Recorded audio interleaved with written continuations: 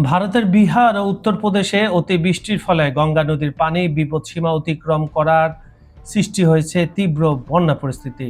এই পরিস্থিতি নিয়ন্ত্রণে বিহারের মুখ্যমন্ত্রী সম্রাট চৌধুরী পশ্চিমবঙ্গের মুখ্যমন্ত্রী শুভেন্দু অধিকারীর সাথে ফোনে কথা বলে ফারাক্কাবাদের সবকটি গেট খুলে দেওয়ার অনুরোধ জানিয়েছেন, যাতে পানির স্বাভাবিক প্রবাহ সুগম হয় এবং বিহারের নিরাপত্তা নিশ্চিত করা যায়। শুভেন্দু অধিকারীও দ্রুত ব্যবস্থা নেওয়ার আশ্বাস দিয়েছেন।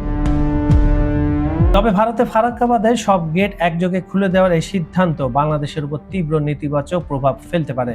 ফারাক্কার উন্মুক্ত পানি গঙ্গা হয়ে সরাসরি বাংলাদেশে প্রবেশ করে পদ্মা নদীতে এসে পড়বে। এর ফলে পদ্মা সহ এর শাখা নদী যেমন গড়াই, মধুমতি ও আড়িয়াল খাতে দ্রুত পানি বৃদ্ধি পাবে এবং পানির অতিরিক্ত চাপে উতলে উঠবে নদীগুলো।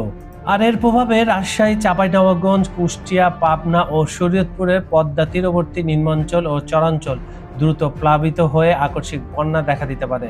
শুধু বন্যায় শেষ নয়, নদীতে সৃষ্টি হওয়া প্রচণ্ড স্রোতের কারণে তীব্র নদী ভাঙ্গন দেখা দিতে পারে এবং পদ্মাপাড়ের বিস্তীর্ণ ফসলি জমি তলিয়ে গিয়ে ব্যাপক সামাজিক ও অর্থনৈতিক ক্ষতির সম্ভাবনা রয়েছে। কাজল হায়দার, খবর সংযোগ।